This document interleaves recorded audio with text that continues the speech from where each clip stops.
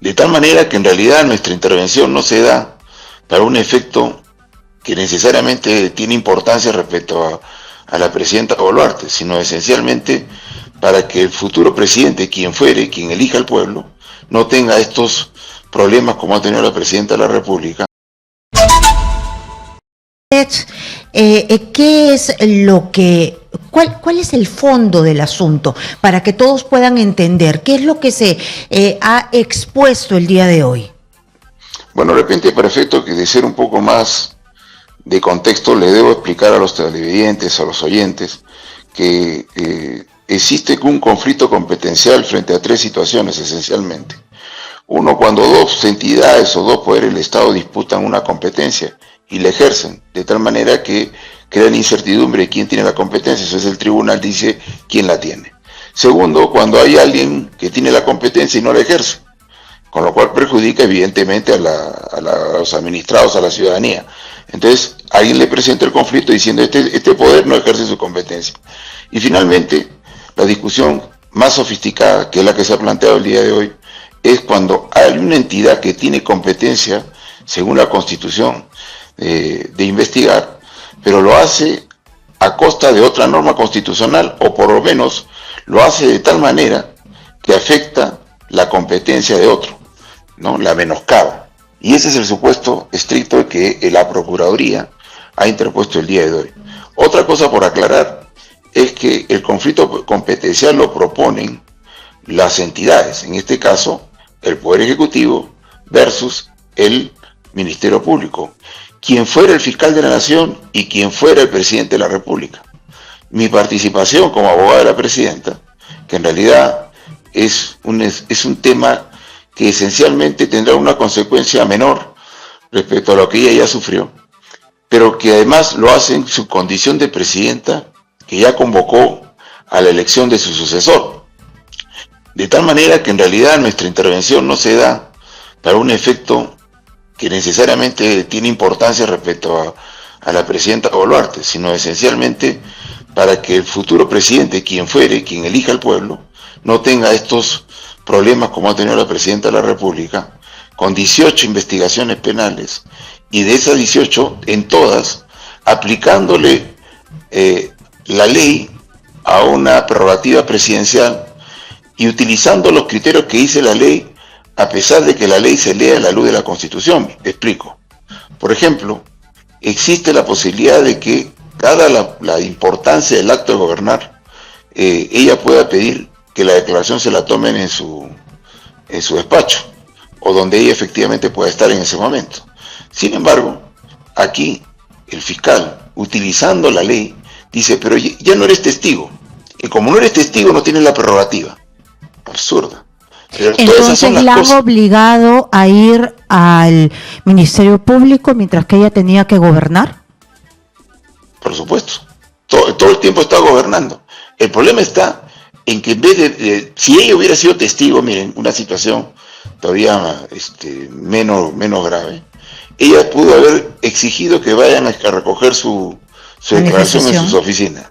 Sin embargo, acá no. Con lo cual, la forma de investigar que ha tenido el Ministerio Público ha generado diversas consecuencias, y la principal es el deterioro, ¿no?, de lo que más importante tiene el presidente, quien fuere, para gobernar: el capital político. Entonces, cada vez que ha existido una investigación, como por ejemplo la que yo he patrocinado, desde el primer día todos supimos, y lo he conversado contigo, porque hasta sobre los abogados muertes, de los familiares de la víctima, sí. Uh-huh. Y ahí decían que no tenía sentido el genocidio. Pero ¿sabes cuánto tiempo ha tenido la chapa de genocidio, un soporte de una investigación? 18 meses. O sea, cuando definitivamente el primer día pudo haber dicho no hay genocidio. Sin embargo, sostuvo 18 meses, y 18 meses se demoró para efectos de archivarlo. Y desde el primer día con esa chapa generó consecuencias de orden nacional e internacional, porque incluso llevó al deterioro de relaciones internacionales con países hermanos, que aún hoy se mantiene. Todo eso producto de una irresponsable forma de investigar que tiene el Ministerio Público. Y el día de hoy lo que se ha discutido es, frente a todo lo que se ha visto, a ver, experimentamos con la idea de permitir investigar al presidente de la República preliminarmente. La experiencia es buena, la experiencia es mala. Le damos la razón al constituyente cuando prohibía una investigación, porque en realidad esta digresión de investigación y acusación es algo moderno, es algo de estos años, porque es la diferencia que permite el Código Procesal Penal. Sin embargo, la institución de no acusar está desde el siglo XIX, donde el sentido de acusar era más amplio. No solamente el tema de no investigar, esas cosas son de este siglo, de este momento, en que hay esa diferencia.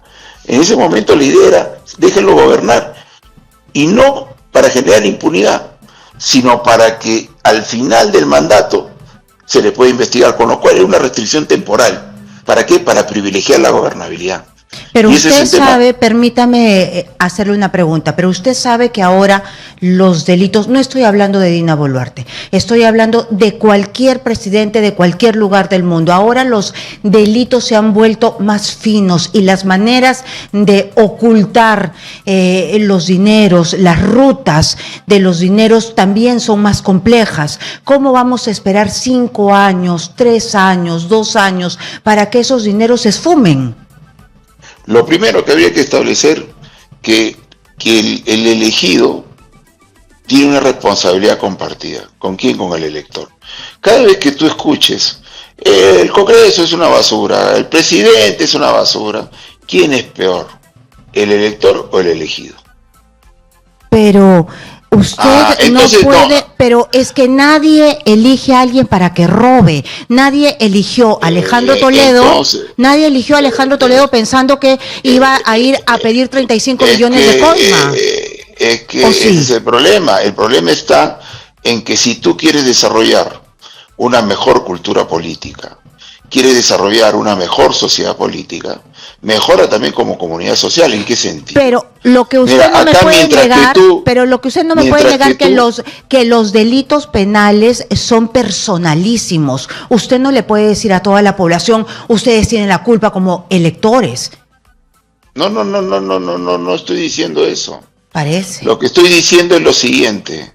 Una vez que se establece esa presunción de que todos los gobernantes van a robar, entonces el problema no está en el gobernante solamente. Yo lo que le he dicho, si el gobernante que está en el cargo, el presidente, nadie toma un taxi para irse a presidente de la República. Nadie se va a tomar un taxi y va al palacio y dice, soy presidente de la República. El que ya está bajo sospecha, ¿qué se hace con el que ya está bajo sospecha? No, siempre la sospecha es inconstitucional.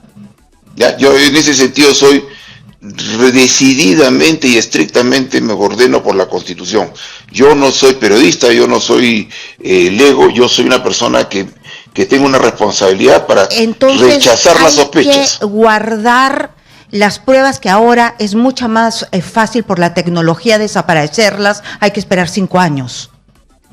No, porque tú podrías tranquilamente iniciar una investigación donde aparece el presidente, supuestamente está el presidente y está alguien.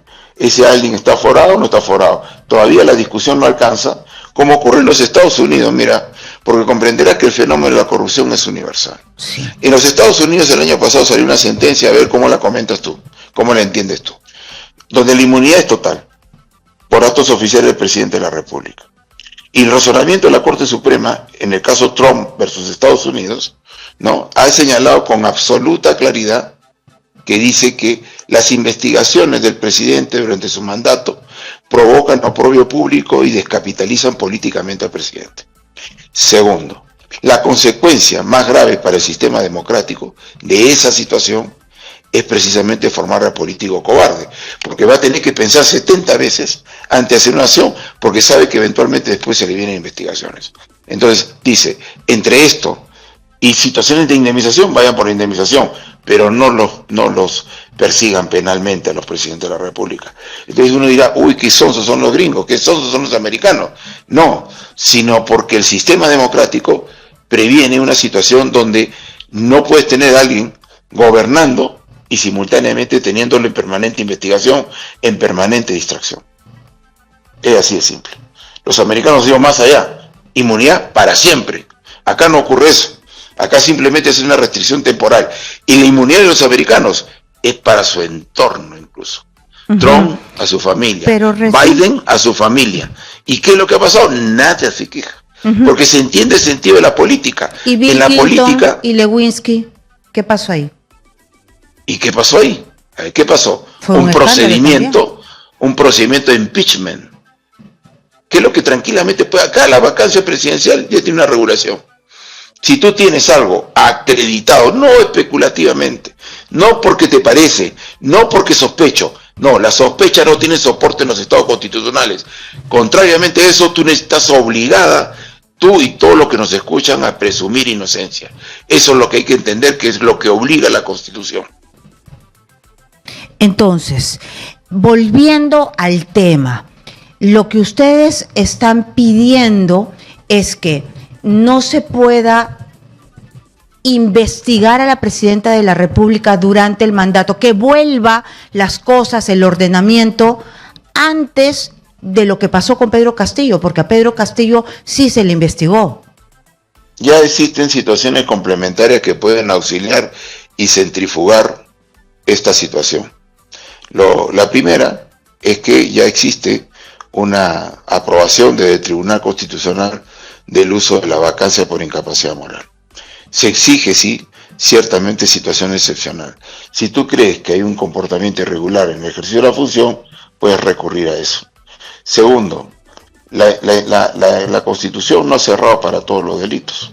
Ahí está el grupo por el cual tú puedes establecer estas. Y sobre todo, ¿no?, el constituyente que está por encima de cualquiera de los que finalmente conforman la institucionalidad democrática, ha establecido que la restricción esté directamente, porque si no hubiera previsto, ya no hubiera creado el 117 y se hubiera quedado con el 99 y 100 de la Constitución, que sí permite investigación y todo.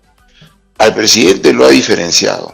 A cada veces a veces dicen, ¿y por qué lo tratas diferente? Si eres una persona como todos nosotros. No, es que lamentablemente no es así. Y él tiene una función gubernamental que lo pone por encima de eso. Definitivamente el presidente de la República es distinto, pero hay que actualizar el 117 porque hemos pasado nosotros por un terremoto político durante los últimos años. Se debería actualizar más allá de Dina Boluarte, porque usted nos ha dicho al comenzar esta entrevista que ya no se trata de Dina Boluarte, que Dina Boluarte está de salida. Entonces, ¿hay que actualizarlo? Yo creo que precisamente el haber actualizado y haber permitido estas coberturas. Yo, por ejemplo, entiendo que hay la incapacidad moral como un camino. Yo no estoy de acuerdo. Yo creo que es una fuente de conflictividad. Pero bueno, ya está. Pero toda esta situación casi precisamente ha surgido a partir de la laxitud en el 117. Y en usar casi a voluntad, casi a interpretación libre, instituciones como la vacancia por incapacidad moral. Con libertad, este tema de la cuestión de confianza. Cuando ha habido un desborde y se cree que se puede hacer todo por cualquier cosa, creo que hemos vivido toda esta triste historia, ¿no?, de 6 presidentes de 6 años.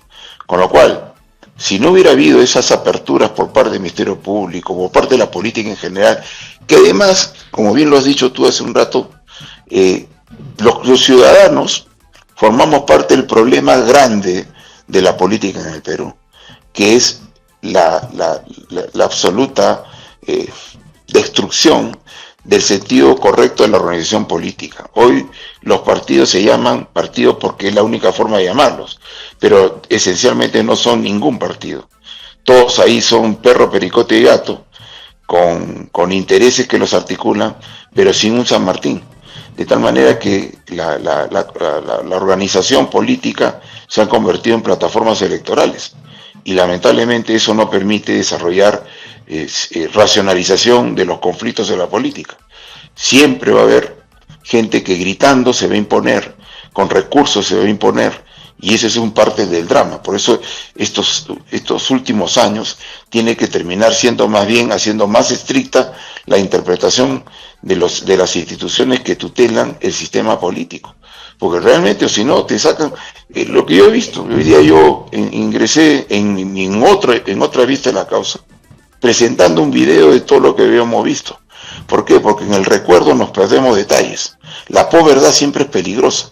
Y puse un video de todo lo que habíamos vivido esencialmente, ¿no? Una versión reducida en las protestas de la violencia. Y yo quería preguntarle yo eso, nunca le digo porque protesta.